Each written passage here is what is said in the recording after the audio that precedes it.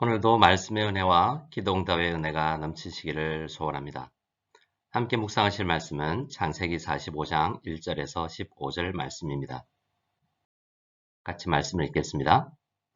요셉이 시종하는 자들 앞에서 그 정을 억제하지 못하여 소리질러 모든 사람을 자기에게서 물러가라 하고 그 형제들에게 자기를 알리니 그때에 그와 함께 한 다른 사람이 없었더라. 요셉이 큰 소리로 우니 애굽 사람에게 들리며 바로의 궁중에 들리더라. 요셉이 그 형들에게 이르되 나는 요셉이라. 내 아버지께서 아직 살아 계시니까. 형들이 그 앞에서 놀라서 대답하지 못하더라. 요셉이 형들에게 이르되 내게로 가까이 오소서. 그들이 가까이 가니 이르되 나는 당신들의 아우 요셉이니 당신들이 애굽의 판자라. 당신들이 나를 이곳에 팔았다고 해서 근심하지 마소서. 한탄하지 마소서. 하나님이 생명을 구원하시려고 나를 당신들보다 먼저 보내셨나이다. 이 땅에 2년 동안 흉년이 들었으나 아직 5년은 밭갈이도 못하고 추수도 못할지라. 하나님이 큰 구원으로 당신들의 생명을 보존하고 당신들의 후손을 세상에 두시려고 나를 당신들보다 먼저 보내셨나니 그런즉 나를 이리로 보낸 이는 당신들이 아니요 하나님이시라. 하나님이 나를 바로에게 아버지로 삼으시고 그 온 집을 주로 삼으시며 애굽 온 땅의 통치자로 삼으셨나이다. 당신들은 속히 아버지께로 올라가서 아뢰기를 아버지의 아들 요셉의 말에 하나님이 나를 애굽 전국에 주로 세우셨으니 지체 말고 내게로 내려오사 아버지의 아들들과 아버지의 손자들과 아버지의 양과 소와 모든 소유가 고센 땅에 머물며 나와 가깝게 하소서. 흉년이 아직 5해가 있으니 내가 거기서 아버지를 복량하리이다.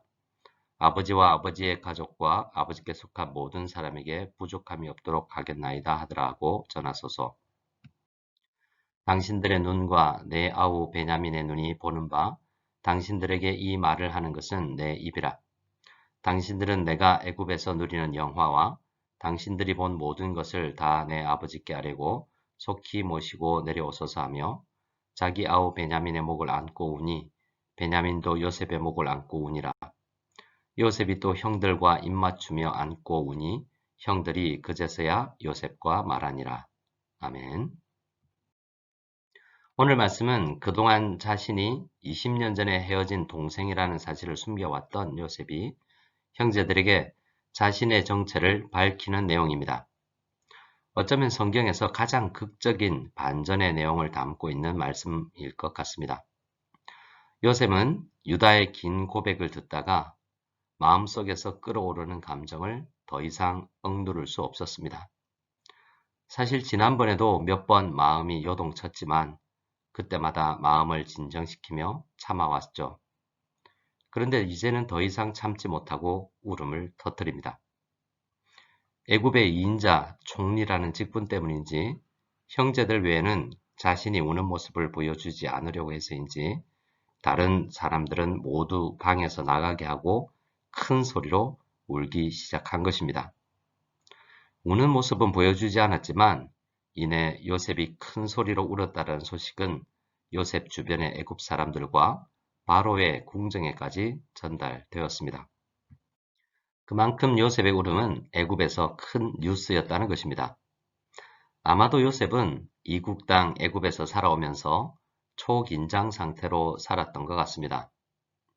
처음에는 말을 알아들을 수 없어서 눈치껏 행동해야 했고 일을 하면서 실수하여 더 나쁜 환경 속으로 빠지지 않기 위해서 잠을 줄여가며 공부하고 주어진 문제를 해결하려고 고민했을 것입니다. 젊은 나이에 애굽의 총리라는 중책을 맡고 나서 국가 전체를 먹여 살려야 한다는 그 책임은 어깨를 짓눌렀을 것입니다. 그만큼 요셉은 자기 관리와 감정 컨트롤에 능했음을 우리는 짐작할 수 있습니다.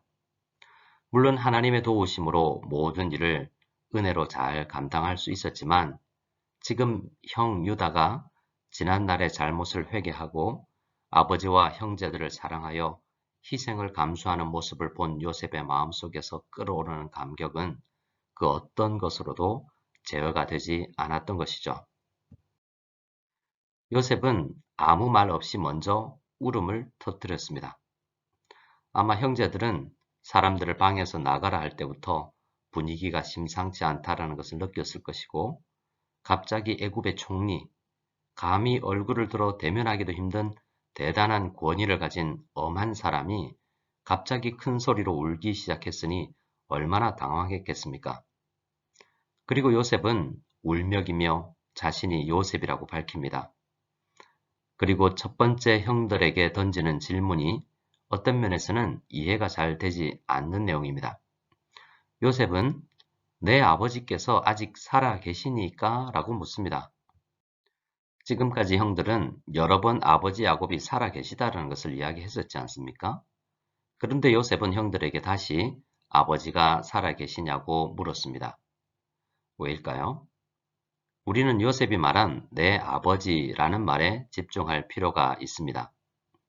그동안 여러 번 아버지와 관련해서 요셉이 이야기할 때 항상 당신들의 아버지라고 말했죠. 그것도 이집트 말로 말입니다. 한 번도 내 아버지라고 히브리 말로 모국어로 말해본 적이 없었던 것입니다.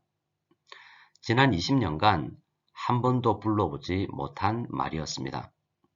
물론 혼자서 독백으로 아버지를 불러보았겠지만 말입니다.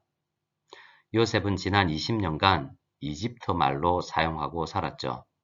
그런데 지금은 태어나서 10대 청소년 시절까지 고향에서 쓰던 그 언어, 히브리어로 아버지를 부르고 있는 것입니다. 아마 야곱 가족이 쓰는 독특한 억양도 있었을 것입니다. 요셉은 형제들에게 고향 말로 아버지라는 말을 불러보고 싶었던 것입니다. 그만큼 가족에 대한 그리움, 특히 아버지에 대한 애틋한 그리움이 요셉의 마음에 가득했던 것입니다. 이렇게 폭발하는 감정으로 형제들에게 자신을 밝힌 요셉과 달리 형제들은 아마 엄청난 충격으로 정신이 없었을 것입니다. 형제들의 감정을 이해해 보려고 했지만 저로서는 잘 안 됩니다. 뭐라고 형용할 수 없는 복잡한 마음이 형제들 마음속에서 소용돌이 쳤을 것입니다. 요셉은 형제들에게 가까이 오라고 요청을 합니다. 아마도 이것은 형제들의 마음을 이해해서 나오는 요청일 것입니다.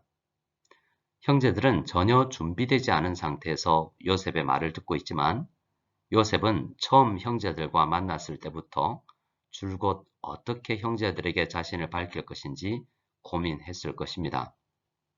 그리고 그동안 애굽의 총리라고 믿고 대하던 그 사람이 자신들이 20년 전에 이스마엘 사람들에게 팔아버렸던 동생이라는 것을 알게 된 형들이 받을 그 심리적 충격을 예상도 했었겠죠.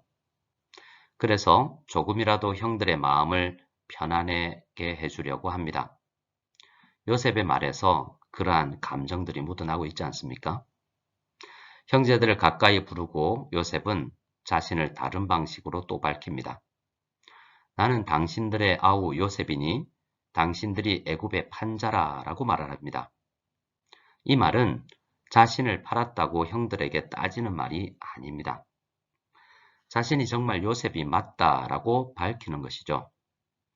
형들만 알고 있는 비밀, 세상 사람 아무도 모르는 그 비밀을 밝힘으로 분명히 동생 요셉이 맞다라는 것을 알리고 그러기 위해서 이렇게 당신들이 나를 팔았다라고 이야기하고 있는 것입니다. 그 마음을 5절 이하에서 알 수가 있습니다. 당신들이 나를 이곳에 팔았다고 해서 근심하지 마소서, 한탄하지 마소서. 하나님이 생명을 구원하시려고 나를 당신들보다 먼저 보내셨나이다 라고 말합니다. 형들이 받을 충격을 생각해서 하는 말이죠. 그렇다고 해서 마음에 없는 말을 한 것이 아닙니다. 정말 20년 전 일로 인해서 큰 근심을 하지 말기를 바라고 한 말입니다. 왜냐하면 이 모든 일 뒤에는 전능하고 지혜로우신 하나님의 계획과 섭리가 있다는 것을 알게 되었기 때문입니다. 우리는 고통스러운 시간을 싫어하는 것이 일반적이죠. 우리 본성이 그렇습니다. 쓴맛은 본능적으로 거부하게 되는 것처럼 말입니다. 게다가 그 고통스러운 시간이 길어지면 길어질수록 사람은 자포자기해 버리게 됩니다. 성품에 부정적인 영향을 끼치거나 거친 사람이 되어갈 수도 있습니다. 하지만 그 고통스러운 시간 중에서도 하나님의 말씀을 통해 하나님의 뜻과 계획을 발견한다면 이야기는 달라집니다.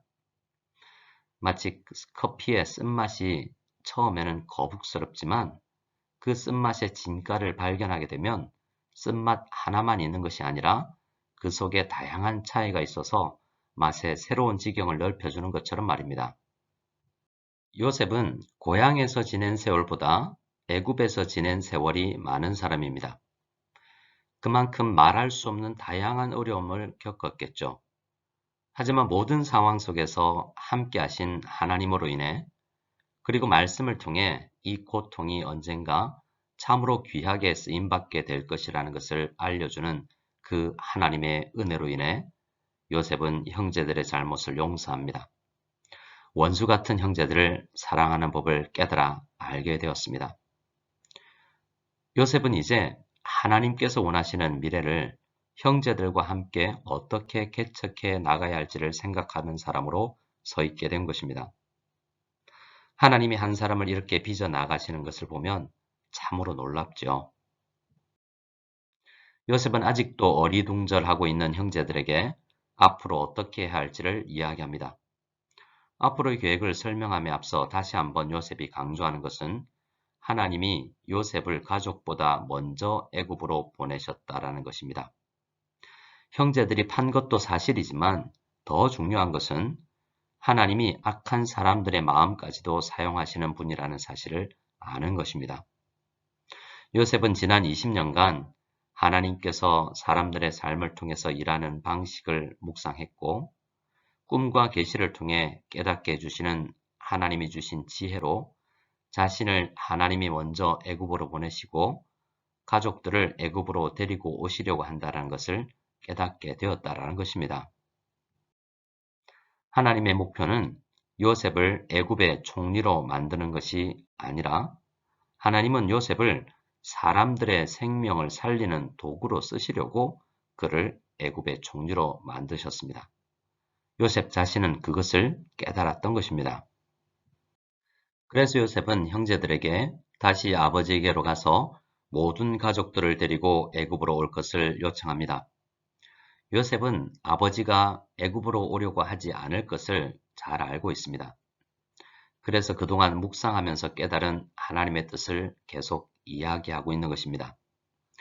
요셉은 온 가족이 애굽으로 오는 것이 하나님의 뜻이고 온 가족이 애굽으로 이주하는 것에는 하나님의 큰 섭리가 있다는 것임을 이야기하고 있는 것입니다.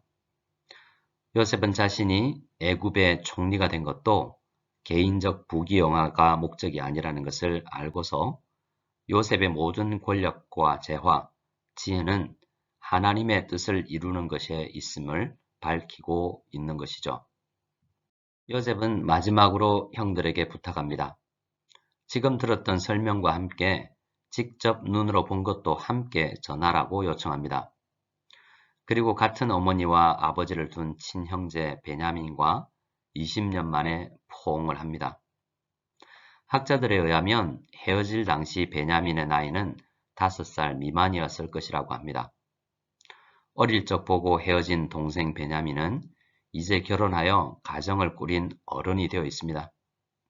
많은 형제들을 만난 것도 기쁘지만 베냐민을 만난 것은 돌아가신 어머니를 본 듯한 그런 마음이었을 것입니다. 나머지 형제들과도 화해와 반가운 입맞춤의 인사를 하고 나서야 비로소 형들은 겨우 입을 열고 요셉과 이야기를 시작했다고 합니다. 이것이 오늘 우리가 함께 읽었던 45장의 대략적인 내용입니다. 오늘 말씀의 핵심은 하나님께서는 때로 우리가 이해되지 않지만 우리를 고통스러운 현장으로 밀어 넣으시기도 한다는 사실입니다. 그 고통의 현장에서 하나님의 뜻을 깨닫고 하나님께서 함께 하심을 믿고 경험하면 어떠한 고통과 어려운 역경도 우리를 아름답게 빚어나가는 하나님의 손길이 됨을 우리는 말씀을 통해서 알게 되는 것입니다. 어제 우리 교회 성도님 한 분의 사랑하는 아버지께서 돌아가셨습니다. 올해 우리 교회 여러 성도님들의 가정에 이러한 아픔들이 있었습니다. 코로나 기간이어서 장례에도 참여할 수 없죠. 우리 함께 아버님을 먼저 떠나보내신 남지선 집사님의 가정을 위해서 기도해 주시기 바랍니다. 참으로 이해할 수 없는 환경이지만 아픔 가운데 있는 우리 성도님들을 서로 요셉의 이야기를 통해서 격려하고 위로를 받기를 원합니다. 하나님께서 어떠한 역경 가운데서도 함께 하신다는 믿음을 가졌으면 좋겠습니다. 하나님은 우리를 이곳 중국 땅으로 보내셨죠. 우리를 통해서 행하실 놀라운 하나님의 일들을 기대하며 기도하는 우리 모두가 되기를 바랍니다. 우리 같이 주기도문으로 예배를 폐하겠습니다. 하늘에 계신 우리 아버지여, 이름이 거룩히 여김을 받으시오며 나라가 임하시오며 뜻이 하늘에서 이루어진 것 같이 땅에서도 이루어지이다. 오늘 우리에게 일용할 양식을 주시옵고 우리가 우리에게 죄 지은 자를 사하여 준 것 같이 우리 죄를 사하여 주시옵고 우리를 시험에 들게 하지 마시옵고 다만 악에서 구하시옵소서. 나라와 권세와 영광이 아버지께 영원히 있사옵나이다. 아멘.